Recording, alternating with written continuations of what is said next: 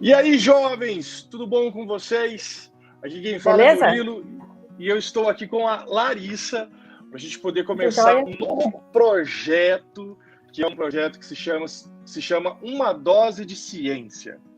Então, nós vamos fazer vídeos discutindo alguns conceitos e aspectos da ciência para a gente poder fazer essa divulgação, claro, com muito embasamento teórico, para que a gente não caia em qualquer tipo de manipulação das informações fake científicas. news, né?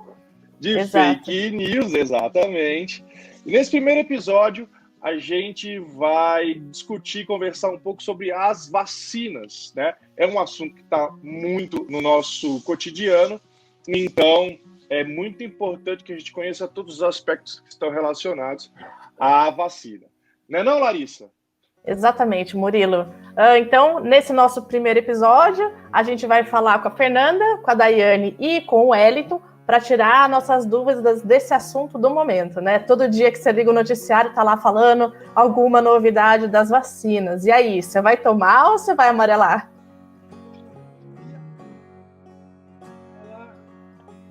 Vamos conhecer, né, pessoal? Vamos trazer o pessoal aí para se apresentar. Vamos aí. Então, quem está conosco hoje? Temos eu, Fernanda, o Wellington e Daiane. Tudo bem, e pessoal? aí, gente, tudo bom com vocês?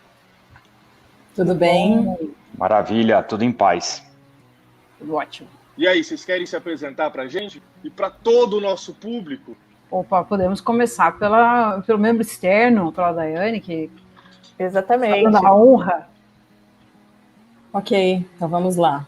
Bom, meu nome é Daiane Sereno, eu sou farmacêutica, eu trabalho na indústria farmacêutica. É bom sempre reforçar, porque o ramo farmacêutico tem várias opções, né, de atuação.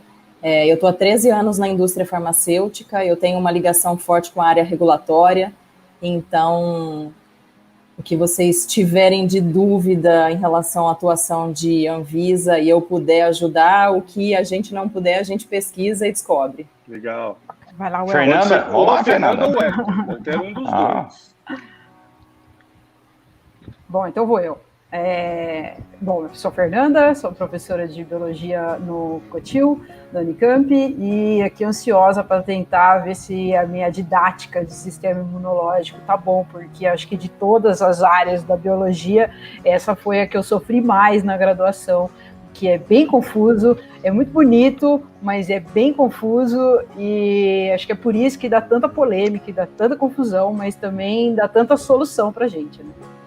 Olha, Fernanda, eu me perguntaria se as pessoas que trabalham com imunologia, se elas conhecem a fundo, né, o nosso sistema imunológico, visto que aí nós estamos numa disputa muito grande aí pela corrida de quais métodos de vacina são mais adequados nesse momento, né?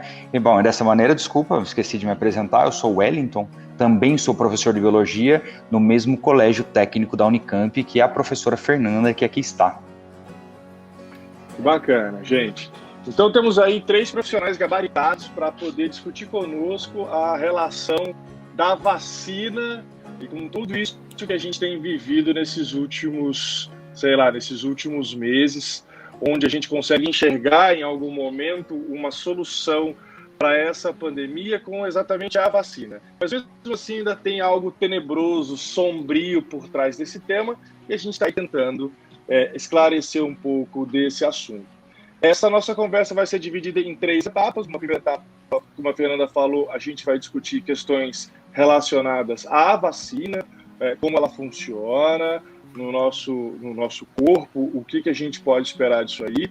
O Wellington vai falar um pouco para a gente de quais vacinas temos agora, que estão sendo testadas e que estão aí no nosso radar. E a Daiane vai conversar um pouco com a gente com questões relacionadas à burocracia e à Anvisa. Eu tenho absoluta certeza que vocês escutaram demais essa tal dessa Anvisa aí, mas entender de fato o que ela faz, quem vai nos ajudar é a Daiane. Tá certo? Muito bem, então, vamos começar pela Fernanda. E aí, Fernanda, fala pra gente como é que a vacina funciona, como é que o nosso corpo ele vai produzir os anticorpos. Beleza. Bom, para falar de vacina, a gente tem que dar 2 passos atrás antes para falar um pouco sobre o nosso sistema imunológico, né?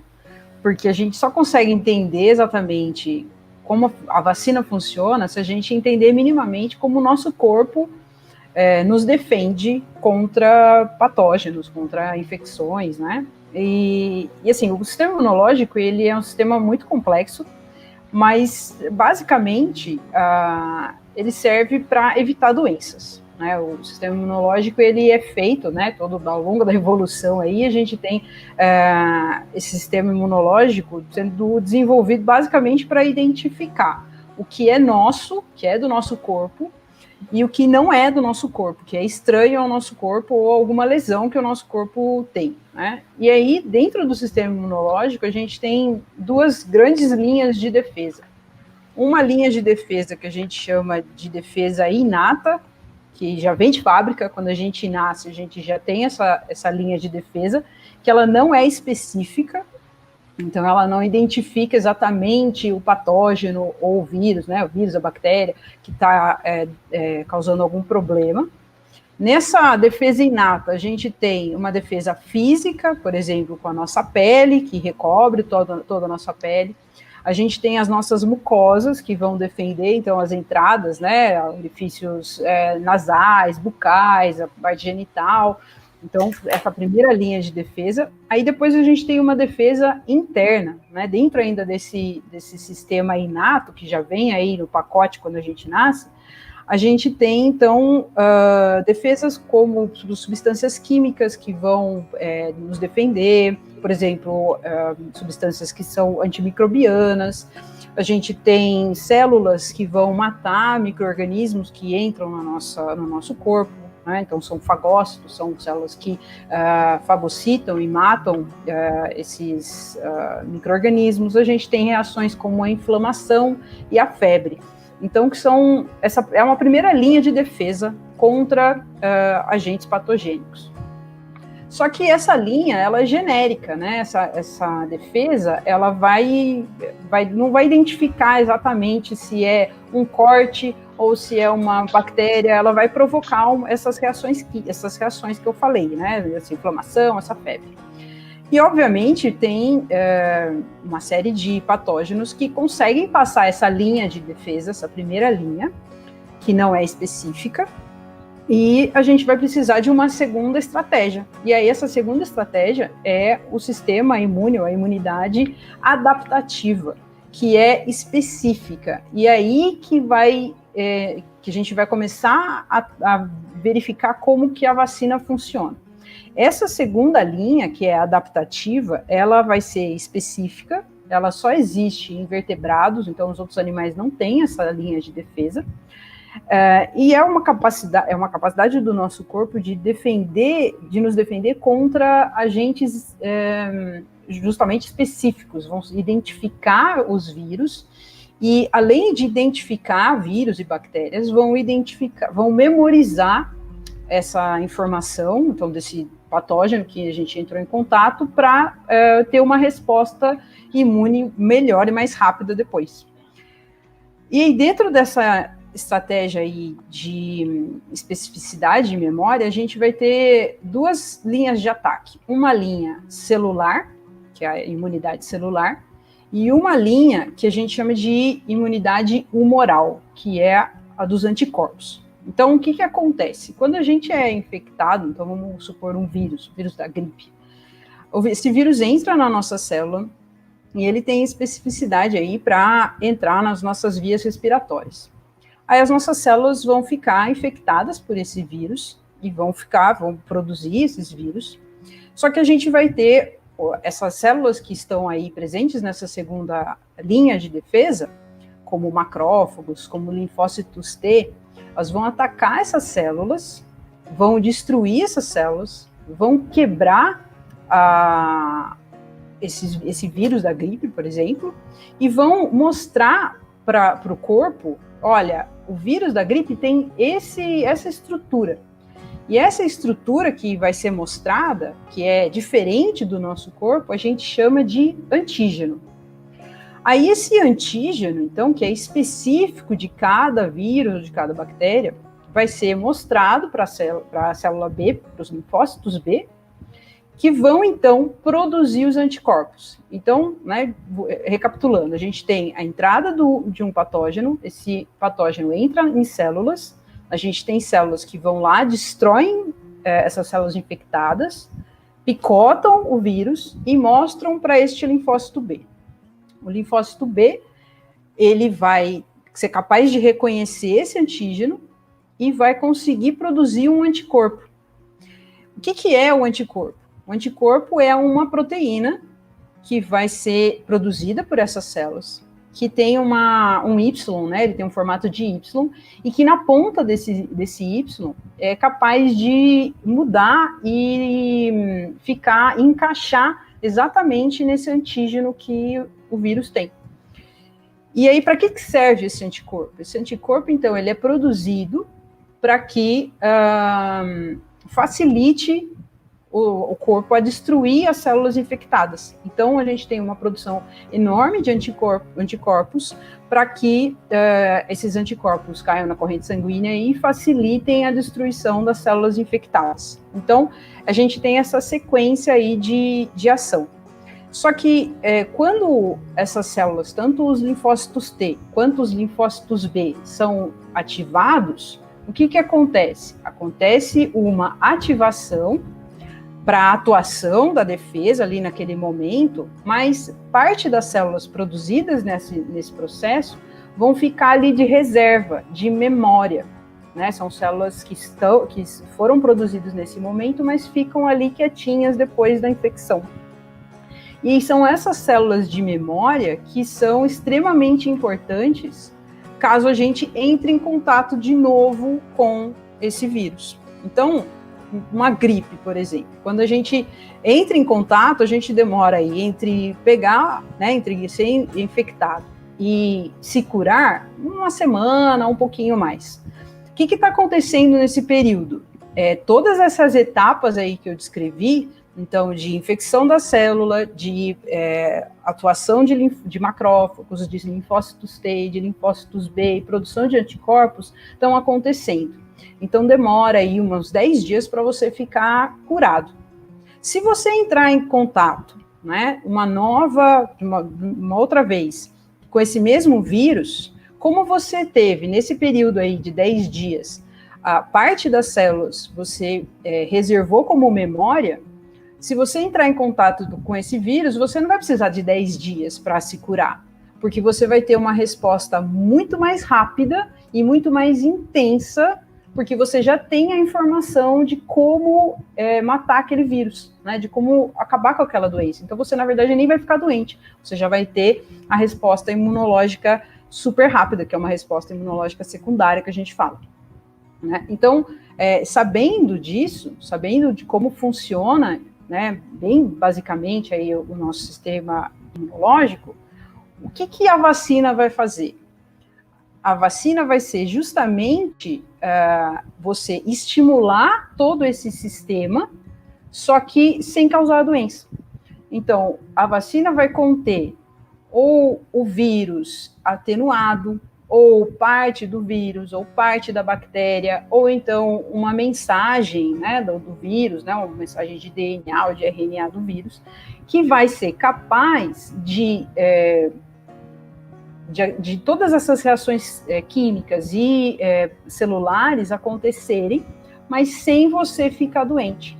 Então, você expõe o seu sistema imunológico a esse patógeno, só que aí você aprende a lidar, você produz os linfócitos B, você produz anticorpos, e se você entrar em contato com aquele patógeno que você recebeu a vacina, você já tem essa memória e aí você não fica doente, você só ativa essas células, produz um monte de anticorpo e não fica doente. Então, as vacinas são métodos extremamente eficientes de prevenção, né? Talvez seja a descoberta aí da humanidade que mais impactou a nossa vida, porque a gente antes morria de muitas doenças e hoje a gente, né, por conta das vacinas que a gente recebe desde a nossa infância até a vida adulta, a gente consegue passar, então, por uma série de episódios aí sem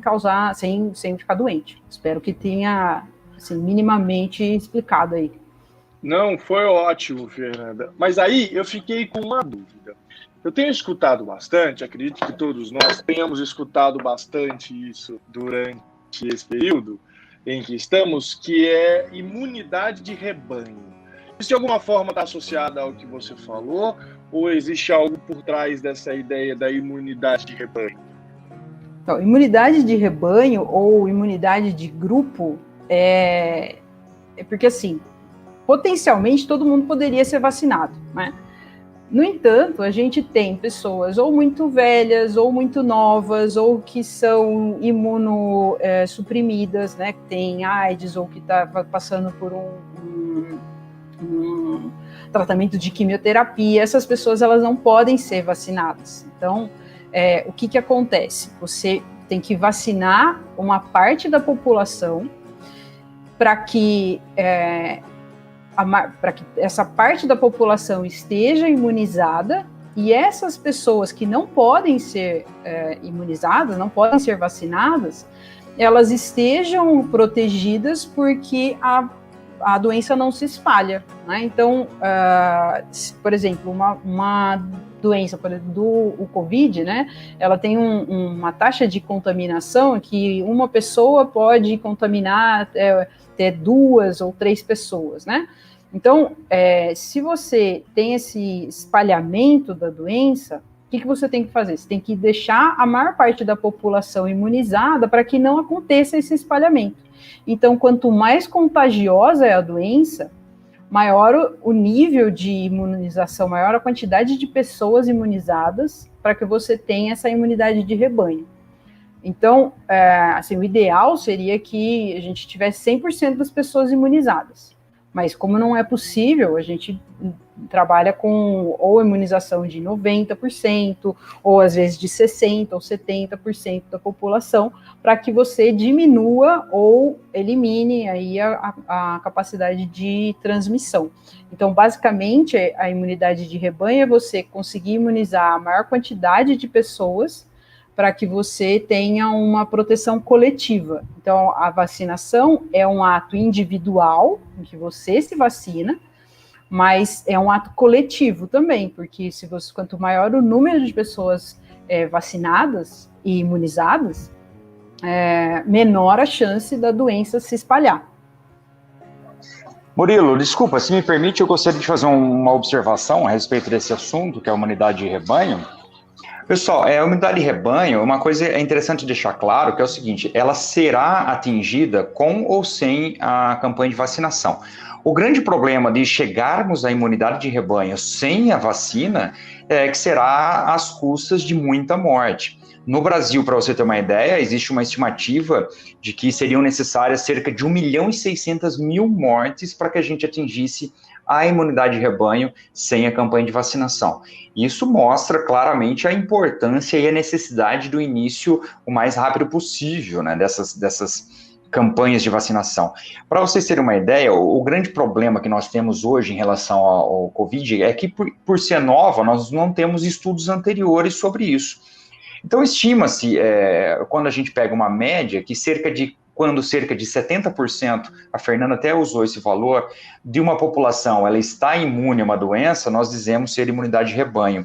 Só que a Covid-19, ela é uma doença muito heterogênea, né, demais. Por exemplo, muitos são assintomáticos, né, quem já contraiu a doença pode se reinfectar. Então, são questões que devem ser descobertas ao longo de que a doença passa a ser conhecida mais profundamente, que vai responder essa questão de efetivamente quantas pessoas devem ser imunizadas para que nós tenhamos a imunidade de rebanho. E que não seja às custas da morte de muita gente. Essa é uma dúvida que eu tinha, Wellington, e aí fica bem claro, e é algo que a gente tem que levar em consideração, essa questão, né, de que para que a gente atinja essa imunidade de rebanho, muita gente tem que morrer, e isso, de fato, é muito complicado. Muito bem, Wellington. Então, já que você está com a palavra, fala para a gente um pouquinho sobre as formas de produção de vacina que existem hoje, ou desde quais são as que já existiam antes e que hoje é novidade. Fala um pouquinho para a gente. A vacina, por incrível que pareça, ela é algo relativamente antigo, né? A primeira vacina é cerca dos anos de 1800, você tem noção que é a vacina contra a varíola, que foi descoberta totalmente por acaso, mas isso é um momento que a gente poderia contar uma história depois sobre como foi descoberta a vacina da varíola, né? Especificamente contra a SARS-CoV-19, né, o COVID-19, que é o vírus, SARS-CoV-2, né, do COVID-19, que é do novo coronavírus, nós temos algumas vacinas que elas estão mais famosas, vamos dizer assim, porque eles estão aparecendo na mídia com uma frequência maior. Eu gostaria de começar falando especificamente da Sinovac, que é a Coronavac, que é aquela que está sendo produzida aqui no Instituto Butantan, em São Paulo, em parceria, né, com a Sinovac lá da China, que ela é uma vacina de vírus inativado.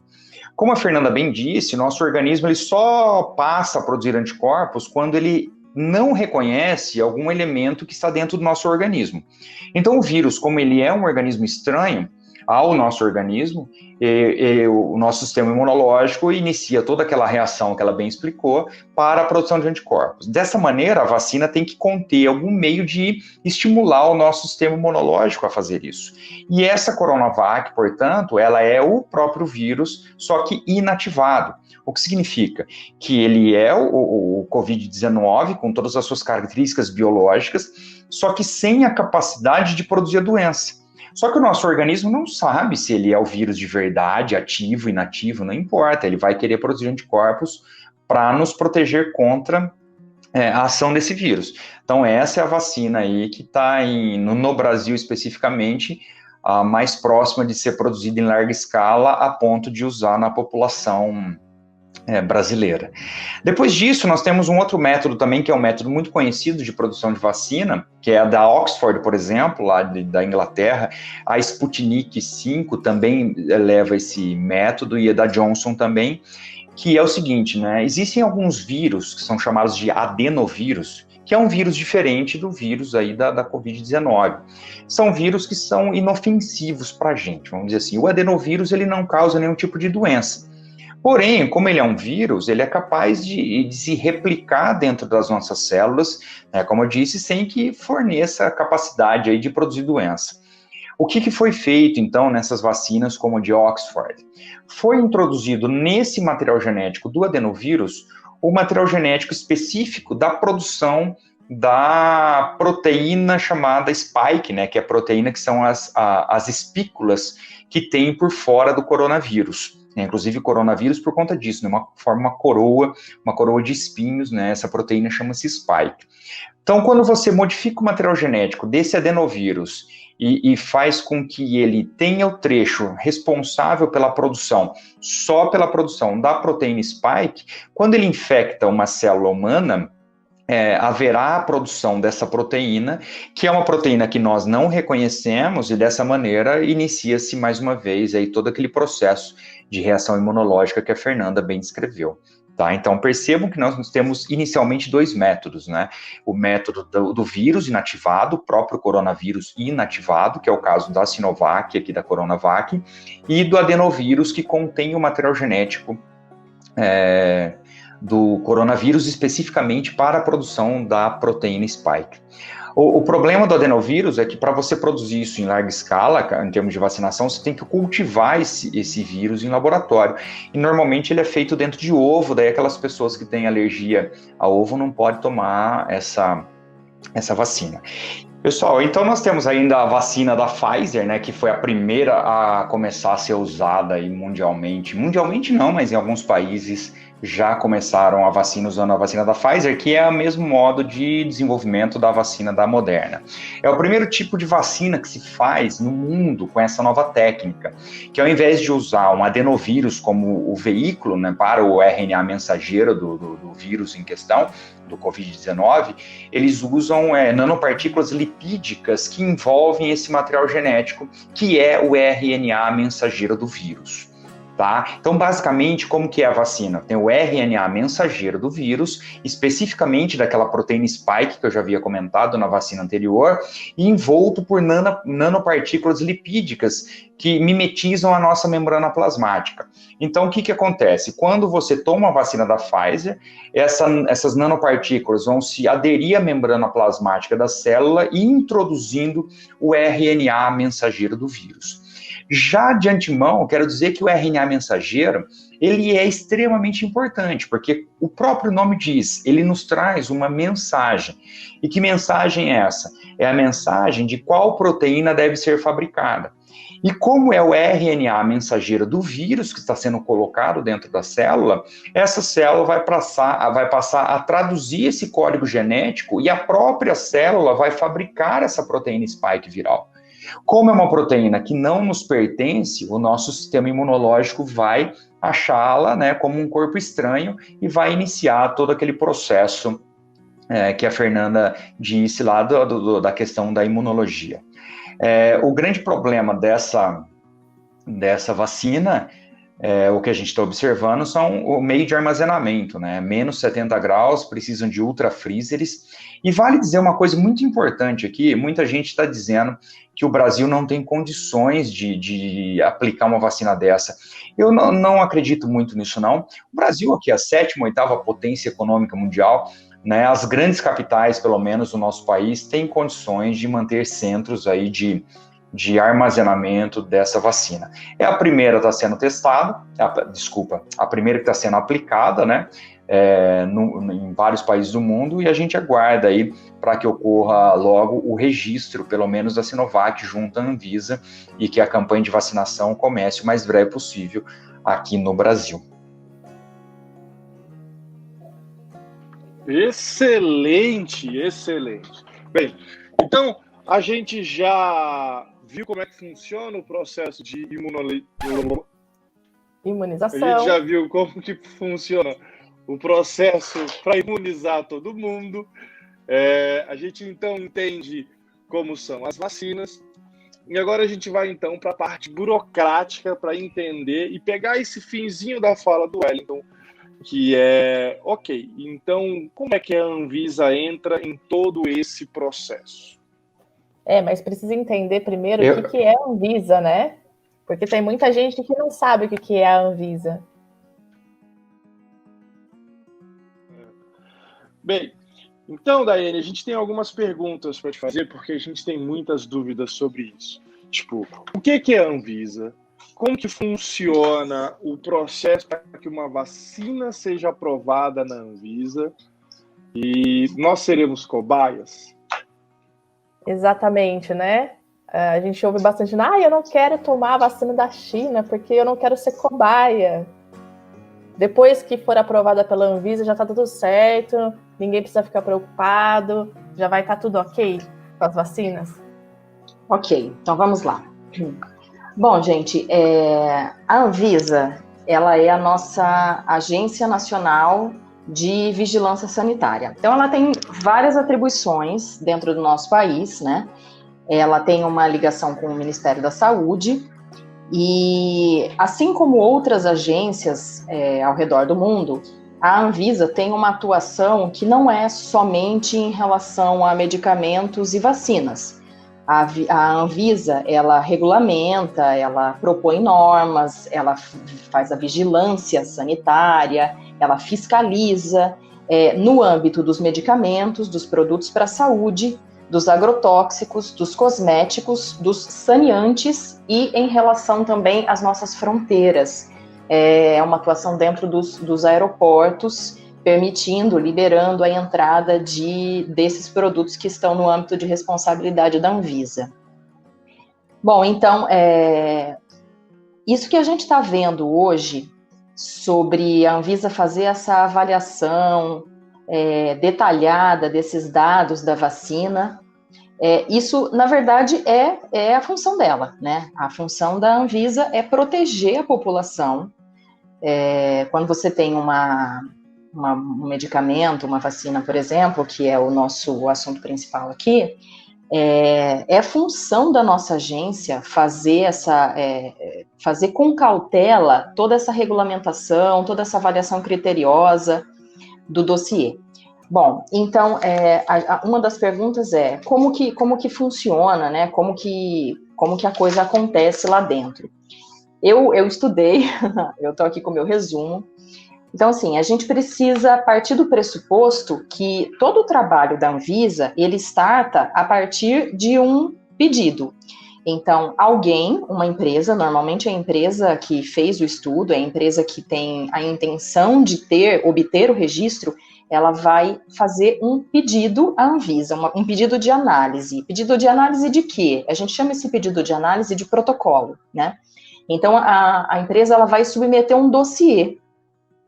E aí, nesse dossiê dela, ela tem todos os dados de qualidade do seu produto, seja ele de um medicamento ou de uma vacina, né? Do ativo que compõe aquela vacina, por exemplo, com as características, os dados de análise, como foi feita essa análise. Essa análise ela precisa ser comprovada, todas as etapas dela precisam ser comprovadas, então a gente chama isso de validação, né? Além disso, uma parte que está sendo muito falada hoje é a etapa clínica, né? Então, a etapa clínica do produto, da vacina, do medicamento, ele é parte desse dossiê, né? Então, a gente tem um relatório gigantesco. Dizer que é somente um relatório é muito pouco, é um trabalho muito criterioso, é um trabalho que leva muito tempo, que é o que a gente chama de a parte clínica desse dossiê.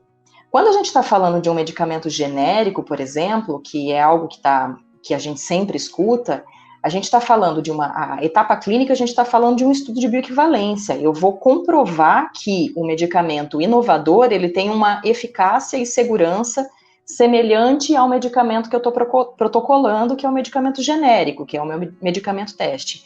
Agora, quando a gente fala de um produto inovador, seja ele uma vacina ou um medicamento, você precisa submeter um relatório bastante robusto que a gente chama de etapa clínica. Então, essa etapa clínica, ela contém os dados de segurança e eficácia desse produto. Só que antes da gente fazer uma etapa clínica, existe a etapa pré-clínica. Então, primeiro, essa substância, essa vacina ou esse medicamento inovador, ele é testado em cultura de células. Esse é o primeiro passo. Toda vez que você tem uma substância que você acredita que ela vai ter um bom resultado em humanos, a primeira coisa que você faz é você tem que ter certeza do que é aquilo. Então, essa é a etapa que a gente chama de caracterização. Você vai caracterizar o seu produto. Depois disso, você vai aplicar esse produto numa cultura de célula, né? Então, a gente vai testar em células. Essas células, existem protocolos internacionais para isso, são células bem específicas. Essas células, normalmente, elas vêm de banco dos Estados Unidos ou da Europa, enfim. E em dando certo na célula, na cultura de célula, você parte para o teste em animais. Então, são alguns animais específicos, normalmente são várias espécies de animais, né? É um número de animais, tudo isso é estabelecido em protocolo internacional. E uma vez que foi aprovado nos testes com animais, aí a gente finaliza a etapa pré-clínica e então a gente começa a etapa clínica. Na etapa clínica, a gente está falando de pessoas, seres humanos. Então, a gente tem uma fase 1 em que esse produto, essa vacina, ela é aplicada a voluntários sadios. Não são pacientes, são voluntários, pessoas que não têm doença. Normalmente, a gente trabalha com um grupo de, no máximo, 100 pessoas, né? É uma etapa que leva aí 1 ano, só para vocês terem ideia. A etapa pré-clínica, ela pode levar 2, 3 anos. A etapa clínica, essa parte de fase 1, né, são 3 fases, basicamente. A fase 1, ela costuma levar 1 ano. Aí a gente, em dando certo a segurança desse produto, a gente vai para a fase 2. Aí a gente está trabalhando com pacientes, com um grupo de no máximo 300 pessoas, e aí a gente vai avaliar de novo a eficácia e segurança. Uma vez dando certo nesse grupo de 300 pessoas, a gente parte para um grupo maior. Aí a gente vai para um grupo de mais ou menos 5.000, 10.000 pessoas, aí a gente está falando de fase 3, né? Esse estudo ele é multicêntrico, ou seja, ele é feito em vários países para que a gente consiga pegar características genéticas características alimentares, características de, enfim, mutações genéticas, todas essas coisas que podem influenciar no metabolismo e em reações adversas também desse medicamento. Então, nessa fase 3, a gente consegue avaliar isso, né, aplicando essa vacina em vários países, em muitos voluntários, a gente chega até 10 mil voluntários. E aí, normalmente, o que a gente faz a gente compara o tratamento padrão, o tratamento que já existe, versus o tratamento inovador que a gente está propondo. No caso dessa vacina do Covid, não existe tratamento nenhum, né? Não existe nada aprovado, não existe uma outra vacina para Covid, né? Então, por isso que é feita a comparação entre o grupo que tomou placebo e o grupo que tomou a vacina, né? Então, essa fase 3 ela é extremamente importante para definir a segurança e a eficácia do produto que você está testando, seja ele de um medicamento ou de uma vacina. E por que a gente... Bom, enfim, terminada a fase 3, isso compõe um dossiê, né? Então, toda essa etapa clínica, mais a etapa de qualidade desse produto, isso vira um dossiê, né? Pra vocês terem uma ideia, a gente está falando de coisas de 100 mil páginas. Isso vai para a Anvisa ou para qualquer outra agência reguladora, tá? Só lembrando que o papel da Anvisa e o trabalho da Anvisa é hoje muito semelhante ao trabalho do FDA e ao trabalho da EMA, que é a agência europeia. A gente nem pode dizer mais que a Anvisa tem uma ação que a gente não pode dizer mais que o trabalho da Anvisa é inferior ao trabalho dessas outras agências. A gente precisa se orgulhar do trabalho da nossa agência, que realmente ela faz um trabalho espetacular em relação à segurança da população brasileira, tá? Então, aí a gente tem todo esse dossiê, em torno de 100 mil páginas, né? Isso é só para vocês terem uma ideia de volume de dados. Por que também a agência, ela leva um tempo para fazer a avaliação desses dados? É porque é muita coisa, é muito. Quando a gente fala de 100 mil páginas, isso tudo tem que ser lido, tem que ser analisado, os dados têm que ser comparados do começo ao fim, né? E aí, uma vez analisado isso tudo, a Anvisa vai emitir, a Anvisa ou qualquer agência vai emitir um parecer, seja ele um parecer dizendo que está aprovado ou reprovado. Bom, pessoal, então, em relação à atuação hoje da Anvisa, ela é membro hoje de um comitê internacional, né, assim como as agências do Japão, dos Estados Unidos, da Europa, do Canadá, da Austrália. Ela faz parte de um comitê internacional e ela só entrou nesse comitê internacional, ela só foi aprovada para atuar e poder compartilhar das regras desse comitê internacional, porque ela tem um trabalho muito semelhante ao que é hoje desempenhado por essas agências no mundo todo, né? Então, a gente não pode imaginar que a nossa agência ela tem uma atuação inferior às outras agências do mundo todo, tá? Inclusive, ela é até um pouco mais rigorosa, né, do que as agências dos outros países. Então, estou dizendo isso assim de coração aberto, nunca trabalhei na Anvisa, pelo contrário, eu estou do lado de cá, né, na indústria, eu estou do lado de quem é regulado pela Anvisa e sofre todas as consequências dessa atuação da agência. Então, não estou falando bem, não, porque eu trabalhei ou porque eu trabalho lá. Essa é a realidade. E aí, quando a gente escuta que será que a gente está sendo cobaia em tomar a vacina, na verdade, cobaias são os animais, né? Os animais esse termo vem existe um animal que se chama cobaia, que é usado na fase pré-clínica, né? Que a gente estava comentando. Então, esse é o cobaia. Mas a gente tem voluntários sadios e pacientes que assinam termos de consentimento para participar da pesquisa do produto inovador, seja da vacina ou do medicamento, né? Então, se existe alguém que está passando por algum risco de saúde, né, são essas pessoas que assinaram esse termo de consentimento, que participaram, que quiseram participar da pesquisa clínica. Então, a partir do momento em que uma vacina ela é aprovada pela agência para entrar no mercado, a gente não pode dizer que a gente está sendo cobaia. Cobaia, entre aspas, foram os outros as outras pessoas que participaram da pesquisa, né? Então, se eu sou um profissional da saúde no Brasil, por exemplo, que entrei numa pesquisa clínica de um produto inovador, eu estou ciente que eu estou correndo riscos porque é algo que está em estudo ainda, né? Mas isso é muito bem esclarecido à pessoa que vai participar do estudo. Então, a gente que vai tomar daqui a um tempo, né, quando essa vacina estiver liberada, estiver aprovada, a gente espera que rapidamente, mas até chegar na nossa faixa etária, muitas outras pessoas já tomaram essa vacina, né? Então, se existe um grupo em que se espera que haja efeitos adversos, é na fase 1, 2 e 3, né? Principalmente na fase 3, em que a gente expande a população.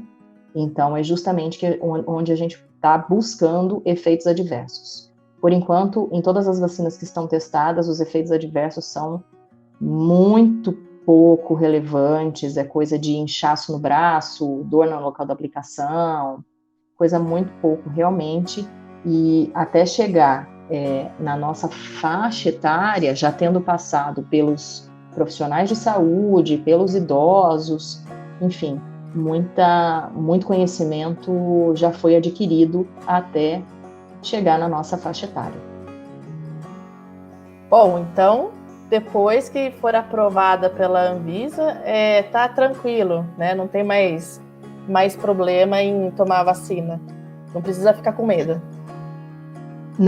Não precisa ficar com medo, e isso é independente da origem do produto, tá? O critério vai ser o mesmo. Independente da vacina ser chinesa, ser suíça, ser dinamarquesa, de onde for, o critério para avaliação vai ser o mesmo. Tá? Inclusive, existe todo esse preconceito em relação à vacina chinesa, mas é bom lembrar que boa parte da matéria-prima farmacêutica usada no mundo, isso no Brasil, nos Estados Unidos, na Europa, em qualquer local, boa parte dessa matéria-prima, ela vem da China.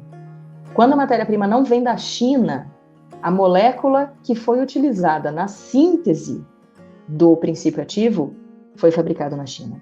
Então, é como se a gente dissesse o seguinte: olha, eu só compro carro italiano, carro que foi feito na Itália. Ok, mas todas as peças vieram da China. Então, assim, você compra da Itália, você paga o preço, mas todas as peças vieram da China. Então, esse nosso preconceito, hoje, ele é completamente infundado, tá? A gente tem produtos que a gente usa no dia a dia, dipirona, ibuprofeno, paracetamol, produtos mais complexos, produtos biológicos, todos eles fabricados na China. A China tem conhecimento, ela tem um parque tecnológico gigantesco, então eles têm muitas condições de fazer produtos de alta tecnologia, que dirá síntese, né? Que dirá produtos biológicos. Bem, acho que não tem mais problema, eu já quero tomar umas 3, 4 vacinas, podem ser diversas, de qualquer lugar, mas não tem como ser de gotinha, né? Porque eu tenho um pouco de medo de agulha, mas se fosse de gotinha, ia ser ideal, assim. Se viesse num doce também, ia ser bom. Bem, muito obrigado, Daiane, pelas informações, aula, acho que pela aula, né? Esclareceu muito nossas dúvidas e as dúvidas de outros, com certeza, também. Tá bom? Vamos então para o Mitos e Verdades?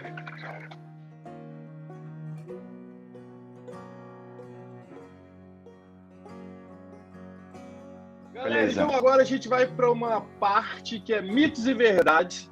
A gente vai discutir o que é certo da ciência e o que é uma pseudociência, uma fake news, etc, etc, cujo tema de hoje é vacina. Vacina. Vamos à primeira pergunta. Vacina vai causar mutação? Você vai tomar vacina e vai virar um jacaré? Ai, né? Eu prefiro virar o Wolverine, né? Que seria muito mais interessante do que um jacaré. Mas, mas infelizmente, se for não pra vou virar virar um X-Men, Wolverine. eu não acho tão ruim, hein? Né? E nem a mutação vai ser capaz de fazer crescer cabelo na minha cabeça, né? Vamos lá, galera, sobre a vacina da Pfizer especificamente, que é uma vacina de RNA mensageiro, e o pessoal está preocupado com isso. Pessoal, RNA mensageiro, que fique claro assim, todo organismo vivo tem RNA mensageiro, porque é ele o responsável pela síntese de todas as proteínas específicas de cada organismo.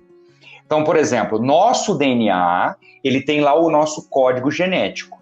Como que expressa esse código genético? O DNA fabrica os nossos RNAs mensageiros que vão fabricar as proteínas específicas nossas, certo? Muito bem. O nosso DNA, ele fica dentro do núcleo, bonitinho, protegido lá pela carioteca. A atuação do RNA mensageiro é a nível de citoplasma. Não é dentro do núcleo, o que significa que uma vacina de RNA mensageiro, é claro que esse RNA tem que entrar na célula, mas ele vai atuar a nível citoplasmático. Ele não vai ser incorporado ao nosso material genético. E depois, rapidamente, ele vai ser descartado pela célula depois que ela usou esse RNA mensageiro para fabricar a proteína spike do vírus. Vai ser descartado. Então, não existe mutação. É muito pior você ficar no sol, sem filtro solar, recebendo radiação ultravioleta, aí sim você vai sofrer mutação genética, né? Que é muito mais perigoso do que qualquer outro tipo de coisa. Mito. Boa!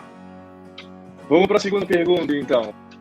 A vacina vem com microchip para nos monitorar? Essa dá até vergonha, hein? Essa pergunta é triste, é dose essa fake news. Já adiantei, desculpa, Fernanda.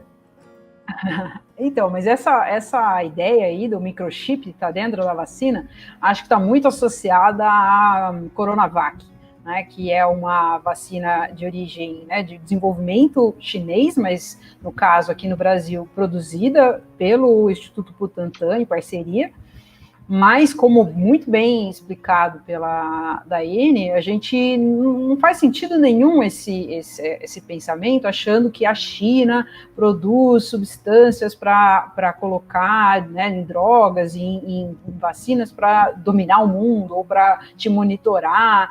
A China produz muitas drogas, né, muitas substâncias, produz uma infinidade de produtos industriais e não é isso, não tem intenção de colocar um chip numa vacina. Primeiro, não existe chip do tamanho suficiente, pequeno, para colocar dentro de uma seringa para ser aplicado no nosso sistema, né? Primeira coisa.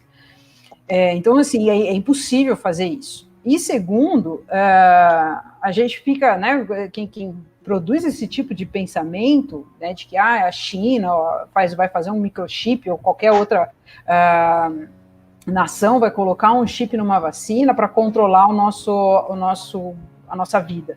Mas a gente usa o Google, usa o YouTube, usa todas as plataformas aí para buscar tudo que a gente tem de informação e a gente fornece todas as nossas coordenadas via chip de celular, e a gente não questiona isso, a gente não está preocupado com isso. Então não faz sentido essa preocupação. A vacina chinesa ou todas as outras vão passar por todos os protocolos e, em hipótese alguma, existe essa ideia de ter um chip dentro de uma vacina. Né? Essa é uma ideia desculpa, Fernanda, mas eu fico imaginando qual seria o interesse do governo chinês em mim, né? Nenhum. Então, por que eles querem um microchip em mim? Para me pesquisar o quê, né? Não faz sentido nenhum, não faz sentido nenhum. Assim, a pessoa talvez se supervalorize, né? Do tipo, nossa, a minha atividade, nossa, eu vou no supermercado. É muito importante, mundialmente, uau! Sim. Enfim, é mito, não tem nenhuma evidência. Então podemos ficar tranquilos, né? Ninguém vai sofrer mutação, nem ninguém vai ser... Ninguém vai me monitorar 24 horas. via vacina. Podemos ir para a Até porque, bem dito pela Fernanda, as nossas redes sociais já nos monitoram há muito tempo. Exato. Exatamente. Gente, então foi um prazer ter conversado com vocês. Agradecemos muito as informações, as aulas que tivemos com vocês, com a Fernanda, com a Daiane, com o Wellington. Muito obrigado. Acho que tiramos dúvidas importantes com relação à vacina. Vamos somente nos monitorar para que a gente não passe informações erradas, porque são informações científicas importantíssimas e que todos devemos saber da forma certa como ela é. Não é isso? Exato, né? Sempre quando eu recebo uma informação, importante verificar a fonte para a gente não ser um propagador de fake news. A intenção aqui, deste momento, é evitar a propagação de fake news para a sociedade. Eu gostaria de agradecer imensamente por essa oportunidade. E eu espero de verdade que esse seja só o primeiro de muitos vídeos de conteúdo científico esclarecidos que nós vamos encontrar nesse nosso canal. Eu concordo com ela. Vai ser o primeiro de muitos aí. A gente vai bombar na internet. Vamos, como o Murilo disse, a gente vai daqui a pouco ser chamado em algum programa de TV para falar desse projeto. Olha que legal. Muito bem. Legal. Então, para vocês que viram esse vídeo até aqui, curtam, compartilhem o vídeo, tá certo? Falem com os colegas sobre o nosso conteúdo. É muito importante que vocês façam isso, até para a gente poder divulgar mais assuntos, mais coisas relacionadas à ciência. Comente aqui embaixo sobre outros assuntos que você queira que a gente discuta aqui, sobre algo de ciência que você queira que a gente discuta no nosso próximo episódio. Tá bom? Tchau para vocês. Tchau, gente. Tchau, gente. Até mais.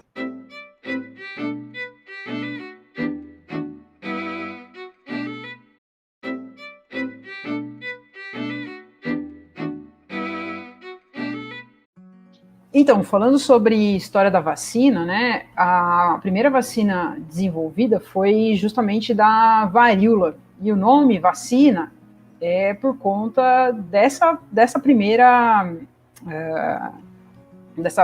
do método que foi utilizado aí para vacinação contra a varíola, né? Varíola é uma doença que a gente só conhece de livro, porque ela foi erradicada em 1980. Então, quem nasceu depois de 1980 ou próximo ali, nasceu em um mundo em que a varíola já não estava presente.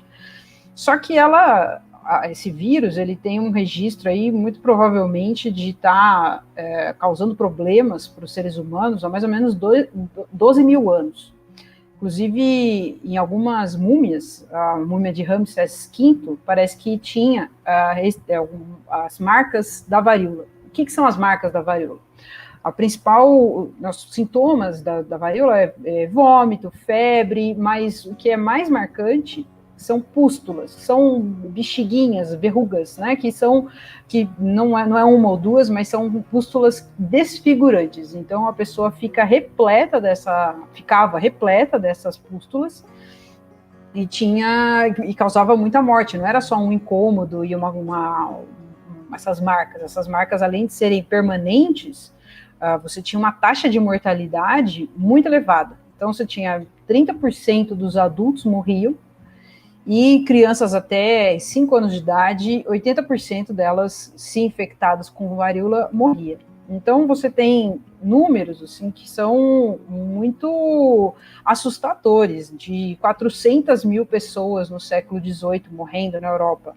Você tem, no século XX, aí aproximadamente de 300 a 500, né, uma estimativa de 300 a 500 milhões de pessoas mortas. Então, era uma doença que afligia muito a população humana.